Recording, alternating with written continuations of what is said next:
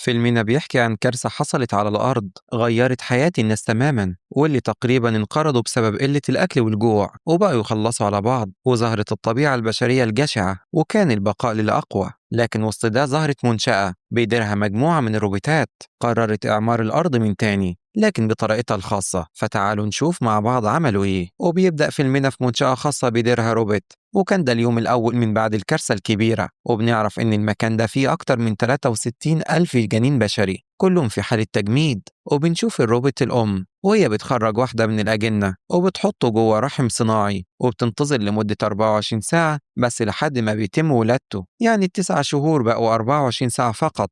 وبعد ما بيخرج الجنين واللي كانت بنت وملهاش اسم بس احنا هنديها اسم من عندنا وهو جيسي، وبنشوفها بترعاها وبتدفيها وبتغني لها، وبتكبر البنت على مر السنين واحدة واحدة. وكان الروبوت زي الأم بالظبط، وبترعاها كل يوم وبتغني لها عشان تنام لما تعيط، وحتى إنها نقلت سريرها معاها لما حست إنها خايفة لوحدها. واللي بيظهر مع البنت كل لما تكبر إنها ذكية جدا، وده فرح الأم عشان ده معناه إنها تكون نموذج لبشر كويسين. وفي يوم بعد ما البنت بقى عندها 10 سنين حست بالوحدة وسألت الأم ليه هي وحيدة وفين الناس اللي شبهها. بتعرفها الأم إنهم كانوا موجودين بس دمروا كل حاجة وماتوا. فبتسألها لو مش باقي حد منهم، فبتقول لها في لكنهم لسه أجنة. وبتسألها لو عايزة تشوفهم، فبتقول لها أيوة. فبتاخدها الأم المعمل الأجنة وبتوريها الأجنة هناك. فبتسألها البنت ليه مش ليها أخوات، فبتعرفها الأم إن موضوع تربية طفل بيحتاج وقت ومجهود وتركيز، وكان صعب عليها تربي اتنين سوا. وبتطمنها إنها قريب ممكن يبقى ليها أخوات تانيين. فبتفرح البنت وبتفضل منتظرة اليوم ده على أحر من الجمر. بيعدي كمان كام سنة وبنشوف جيسي لما كبرت وبقت في سن المراهقة وذكائها زاد معاها. ولما كانت بتاكل لقت إيد الأم بترتعش وعرفت إن فيها خلل وقدرت تصلحها بسهولة. وبنشوفها إنها كمان بتعرف ترقص باليه حلو جدا. وبعد ما بتخلص درس الباليه بتروح لحصتها مع الأم، واللي كانت بتسألها لو عندك 4 أشخاص محتاجين نقل أعضاء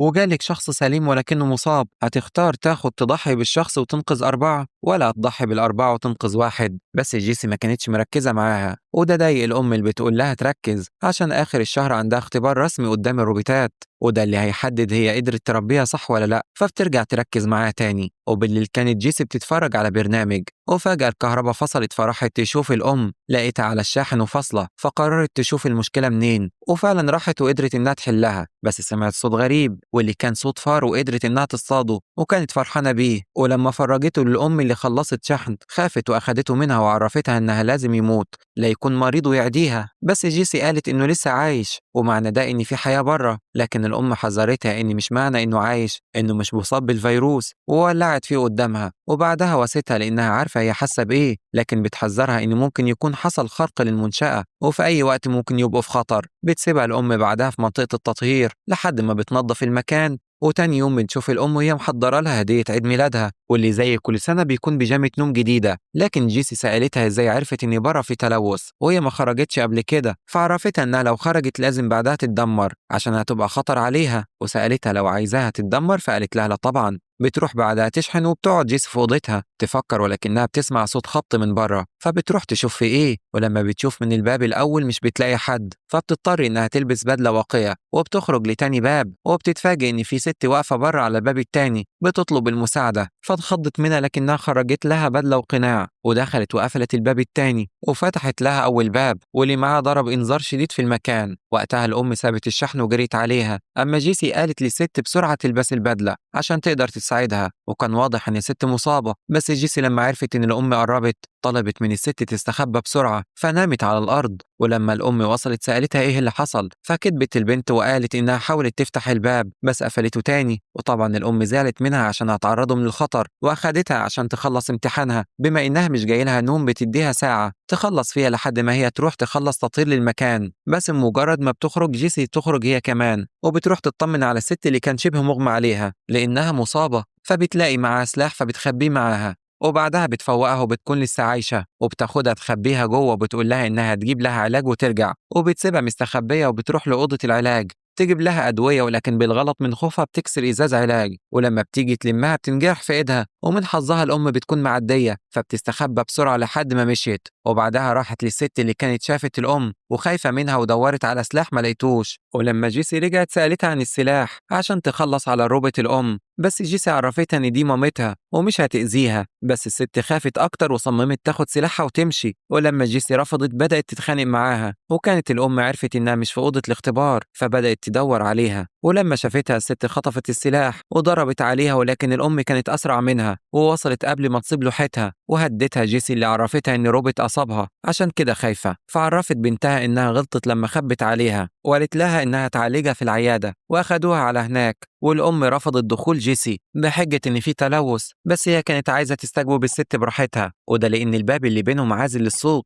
وبدأت الأم في علاج الست اللي رفضت تماما إنها تحط إيدها عليها، ورفضت تاخد الحقنة اللي هتخلي أي تسمم في الدم يقف. والأم حاولت تطمنها بس فضلت رافضة، فقررت إنها تخرج وسابت لها الحقنة. ولما جيسي شافتها خارجة من غير ما تعمل حاجة قالت لها إن الست محتاجة للعلاج، بس الأم قالت لبنتها إن هي حاولت والست رافضة، يعني اختارت الموت. راحت جيسي وراها تترجاها تساعدها وسألتها ليه كدبت عليها لما في بشر بره، بس الأم عرفتها إنهم ما يعرفوش الست دي عايشة إزاي، وبره ما فيش أكل ولا أي سبل للحياة. وبتسأل بنتها لو أذيتها قبل كده، بتقول لها أبدا، فبتقول لها إنها محتاجة تعرف من الست لو في أي بشر غيرها بره عشان يساعدوهم أو يلحقوهم قبل ما يموتوا، وهي اللي هتقدر تعمل كده. فوعدت أمها إنها تحاول معاها وبعدها تعالج جرحها، وبتقول لها تروح تطمن على الست، بس بتروح تدور في شنطتها وبتلاقي كتاب فيه رسومات لأشخاص، وبتعرف إن دول كانوا معاها بره. أما الست كانت بتعاني بسبب جرحها وبدأت تسخن، وجيسي ترجتها تسيب الأم تساعدها لكنها رفضت برضه. فحاولت تسألها جيسي عن الصور اللي رسمتها، فتعصبت الست لأنها دورت في حاجتها وسألتها لو الأم اللي طلبت منها تستجوبها، فعرفتها إنها مش جاية تأذيها، هي عايزة تساعدها وبس. ورجعت مرة تانية لأمها اللي كانت بتفحص رصاصة الست، وعرفت بنتها إن الرصاصة اللي خرجتها منها مش مطابقة لسلاحها، وده معناه إن البشر هم اللي حاولوا يقتلوها. أما الست كانت بتصرخ من الألم لأن الجرح اتلوث ولازم تدخل عمليات حالا.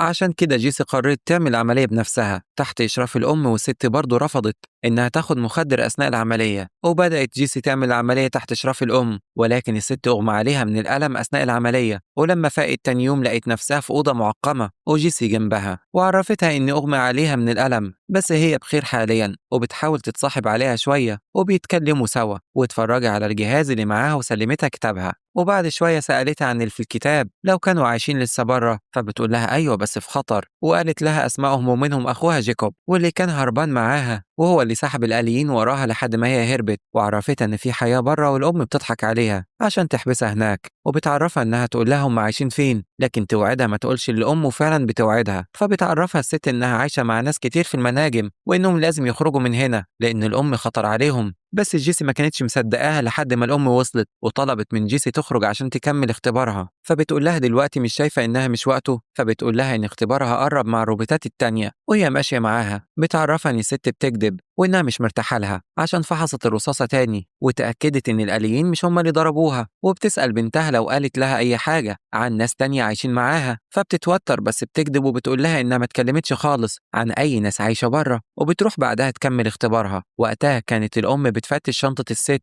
ولقت الكتاب اللي فيه الروبوتات، وبعد ما بتخلص جيسي اختبارها بتروح توريه للأم وبتصححه لها، وبتكون درجاتها عالية. فبتقول لها إنها تديها هدية بمناسبة نجاحها، وبتاخدها لمخزن الأجنة وبتقول لها تختار أخ أو أخت لها. فبتختار جيسي أخ وهي فرحانة إن أخيرا هيكون مع حد تاني، وبتحطه في الرحم الصناعي وبتعرفها الأم إنهم لازم يستنوا 24 ساعة لحد ما يكتمل، وبيبدأ العد التنازلي. أما الست كانت بتحاول تصنع سلاح من قطعة حادة بس بتوقف لما بتلاقي جيسي رايحة لها وبتسألها مين ضرب النار عليها، وعرفتها موضوع تطابق الرصاص، بس الست قالت لها تروح تتأكد بنفسها وتبقى ترجع لها. فراحت فعلا وتأكدت إن الأم على الشحن يعني نايمة، فبتروح تخرج الرصاصة بسرعة وبتتصدم لما تعرف إن أمها كدبت عليها وإن في تطابق بين الرصاصتين يعني الآليين اللي ضربوا النار عليها. وبعدها بتستخدم إيد الأم المعطلة وبتروح للمحرقة وبتلاقي هناك بيانات طفلة صغيرة، وبتعرف إن مش هي الأولى في الولادة إنما كانت التالتة. فبتروح للمحرقة وبتلاقي هناك رماد كتير وبينهم فك إنسان، وده معناه إن اللي قبلها أعدموها، وبتخاف لأن ممكن يحصل لها كده برضه لو فشلت تبقى إنسانة مثالية زي ما الآليين عايزينها. بترجع عند الست وبتقعد تعيط، فبتعرف إنها عرفت الحقيقة، والست بتقولها لازم نهرب من هنا، لكن جيسي بتقولها إنها تستنى لحد بكرة عشان تاخد أخوها معاها، وبتسألها محتاجين قد إيه عشان يوصلوا للمناجم. بتقولها يوم واحد بس، مش لازم الأم تعرف إنهم هيهربوا. فبتروح جيسي للرحم وبتشوف الجنين باقيله قد إيه، وبتبدأ تجهز نفسها عشان تمشي، وبتروح تاخد لبس للطفل وتحضر له لبن. بس بتتخض لما بتلاقي أمها جاية وبتسألها بتعملي إيه، فبتقول لها إنها كانت عايزة تجرب تحضر اللبن لأخوها وتشوف هتبقى أم كويسة ولا لأ. فبتساعدها الأم تحضر اللبن، وبتكون إيدها بتترعش من الخوف، والأم بتحس بده فبتطمنها إنها هتبقى أم كويسة لأنها ربتها على ده. وبعد ما بتخلص بتقول لها تحطه في التلاجة وما تستخدموش إلا بعد ساعة. بس بتتفاجئ إن الأم بتقفل عليها الباب وبتخرج تروح للست، وبنعرف إنها اكتشفت خطتهم، وبتروح للست تعرفها إنها كشفت إن معاها ناس بره، وإنها عارفة بخطتها، وإنها ناوية تهرب مع بنتها بس مش هتسمح لها بده، وبتديها شنطتها عشان تخرج. ولكن الست بتهاجمها لأنها عايزة البنت معاها. في الوقت ده كانت جيسي بتحاول تكسر الباب وقربت إنها تكسره فعلا، وفي نفس الوقت الروبوت بدأت تهاجم الست